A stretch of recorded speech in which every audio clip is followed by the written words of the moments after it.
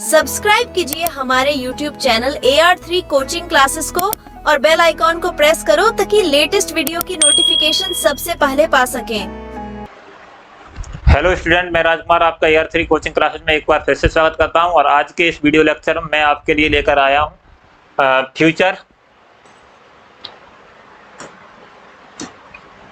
Future perfect continuous tense. और future perfect continuous tense का ये पार्ट सेकंड होगा और इससे पहले हमने पार्ट फर्स्ट में अफर्मेटिव सेंटेंस और नेगेटिव सेंटेंस को क्लियर कर दिया था।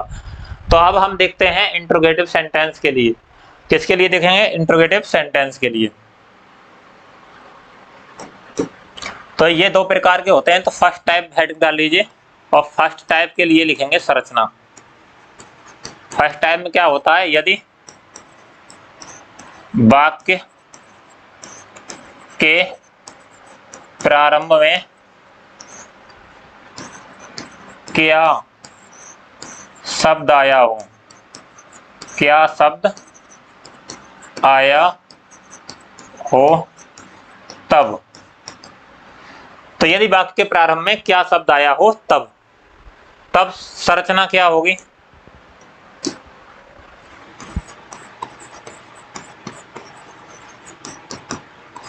विल या शैल। क्या शब्द की अंग्रेजी नहीं लगाते हैं यहाँ पर, तो विल या शैल और प्लस सब्जेक्ट ले आएंगे और प्लस उसके बाद हमारा बचा हैव प्लस बीन और प्लस B1 और प्लस ING और प्लस ऑब्जेक्ट और प्लस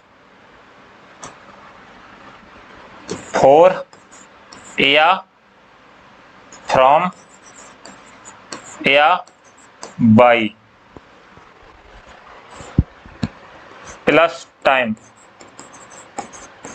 और प्लस प्रश्नवाचक चिन्ह, टाइम या टाइम फ्रेज। तो क्या बनी? विल या शैल प्लस सब्जेक्ट, उसके बाद में हैव बीन का प्रयोग करेंगे, उसके बाद में वर्ब की ING फॉर्म और उसके बाद ऑब्जेक्ट और फॉर या फ्रॉम या फिर बाई का प्रयोग करेंगे। ठीक है, फॉर अनिश्चित समय के लिए, फ्रॉम या बाई तक के अर्थ में आए और फ्रॉम जैसे निश्चित समय की बात करें तो वहां पर फ्रॉम का यूज करेंगे। ठीक है, और प्लस टाइम और अंत में प्रश्नवाचक चिन्ह। और सेकंड टाइप के ये मिल सकते हैं तुम्हें। सेकंड टाइप, यदि वाक्य के बीच में प्रश्नवाचक शब्द आया हो, प्रश्नवाचक शब्द आया हो तब स्ट्रक्चर्स क्या होगा?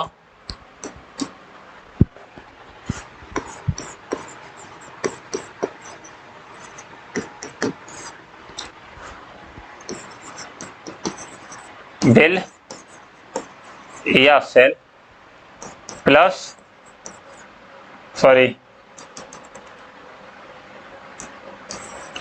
प्रश्नवाचक शब्द आया हो तो प्रश्न शब्द की अंग्रेजी सर्वप्रथम। ठीक है, तो क्वेश्चन वर्ड प्लस विल या शैल प्लस सब्जेक्ट प्लस हैव और प्लस बीन और plus B1 plus ING plus object और प्लस फॉर या फ्रॉम या बाई और प्लस टाइम और अंत में प्रश्नवाचक चिन्ह। ठीक है, अगर वाक्य में प्रश्नवाचक शब्द आए तो हम प्रश्नवाचक शब्द की अंग्रेजी और बिल्कुल सेम इसी की तरह संरचना पूरी। ठीक है, हाँ, नोट करके एक बात और लिख लीजिए।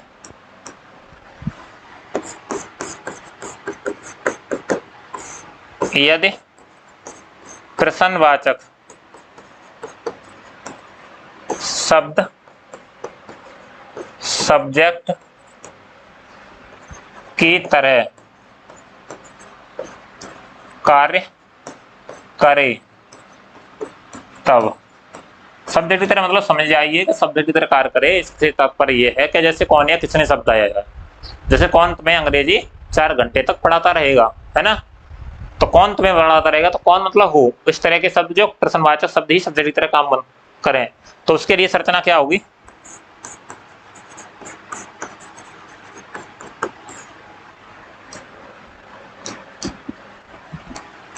संरचना हुई क्वेश्चन वर्ड जो सब्जेक्ट है, ठीक है, तो मैं यहां लिख दे रहा हूं सब्जेक्ट बन रहा है, और प्लस विल और have been, will have been, question word plus will have been और प्लस B1 और प्लस ING, ING और प्लस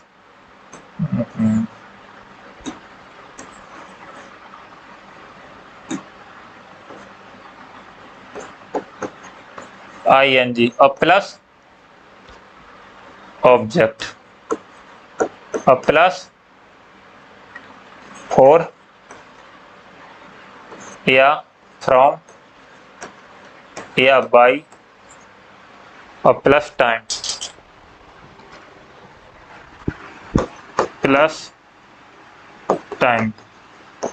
और प्लस प्रश्नवाचक चिन्ह। तो ये हैं तुम्हारी संरचनाएं। आपने स्क्रीनशॉट नहीं लिया है तो स्क्रीनशॉट ले सकते हैं, ठीक है। Question word plus will have plus been plus B1 plus ING plus object plus for या फ्रॉम या बाई प्लस टाइम, ठीक है। तो अब देखते हैं उदाहरण, जैसे क्या तुम आधे घंटे से ऋतु की प्रतीक्षा कर रहे होंगे, तो प्रश्नवाचक चिन्ह लगा लीजिए। क्या तुम, क्या से स्टार्ट हो रहा है, तो विल या सेल पहले लेके आएंगे, तो यू के साथ क्या आएगा विल और फिर यू, और उसके बाद क्या आएगा हैव बीन, क्या आएगा हैव बीन, ठीक है। तो विल यू हैव बीन, उसके बाद B1 प्लस ING, प्रतीक्षा करना ही क्या है वेटिंग, तो वेटिंग फॉर, किसकी कर रहे हो वेटिंग, ऋतु की, तो ऋतु, तो वेटिंग फॉर ऋतु। अब आधे घंटे से, तो आधे घंटे से for a half, for a half hours, ठीक है, फॉर ए हाफ आवर। क्या अमन 2 घंटे से बांसुरी नहीं बजा रहा होगा, तो देखो will Aman have been, will Aman have been,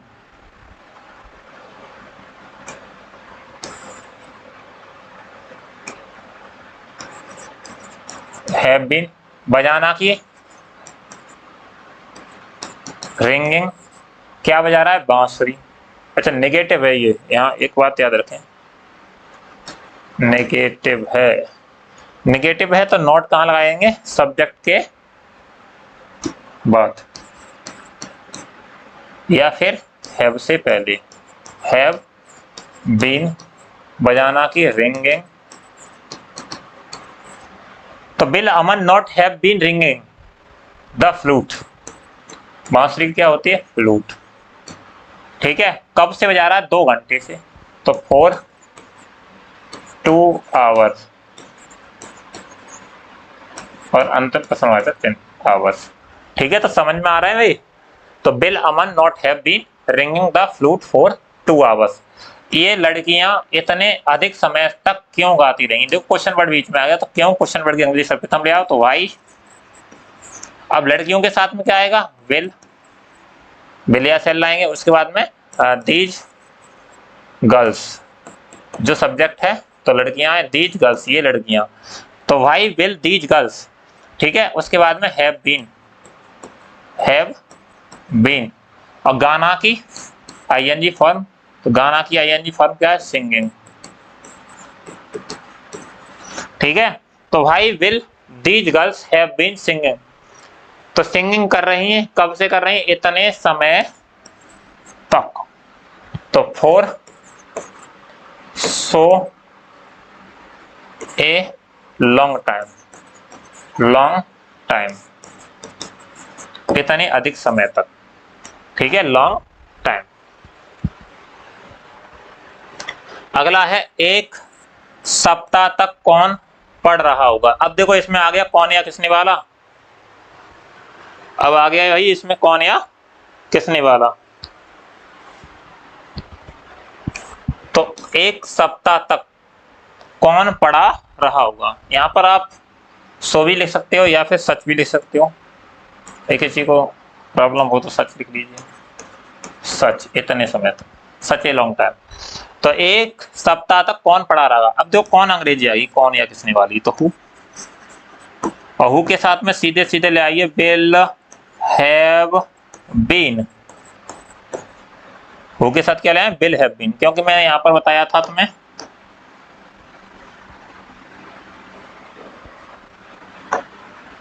ये देखो question word plus will have been direct है, जो सब्जेक्ट की तरह काम कर रहा है, और plus B1 plus ING plus object. ठीक है, B1 plus ING plus object, तो वही है स्थिति यहाँ पर। तो हु विल हैव बीन और फिर ING फॉर्म, पढ़ रहा होगा। एक सप्ताह तक कौन पढ़ रहा होगा, तो पढ़ रहा होगा तो मतलब रीडिंग,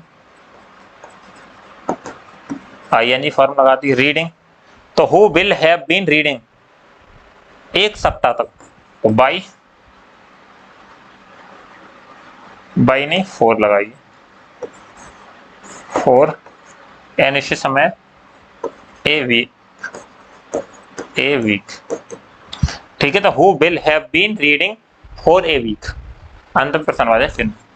अगला है वह 2 घंटे से नहीं खेल रहा होगा।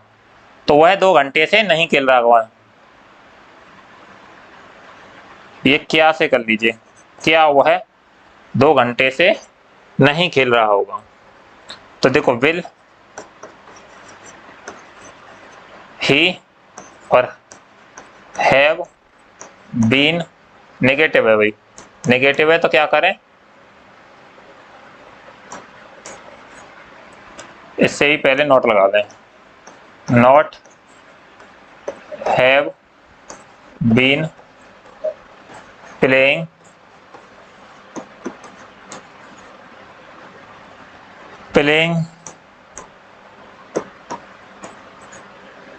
तो will he not have been playing कब से नहीं खेल रहा है, 2 घंटे से, तो 4 2 hours, अंतिम प्रश्नवाचक चिन्ह। अगला देखें, क्या वह 2 बजे तक पढ़ती रहेगी। तो क्या वह 2 बजे तक पढ़ती रहेगी, है ना। तो विल और सीधे सीधे वह की क्या लेके आएंगे, सी, और सी के साथ में हैव बीन, पढ़ना की क्या है, रीडिंग, कब तक पढ़ती रहेगी, 2 बजे तक, तो बाई 2 o'clock। ठीक है,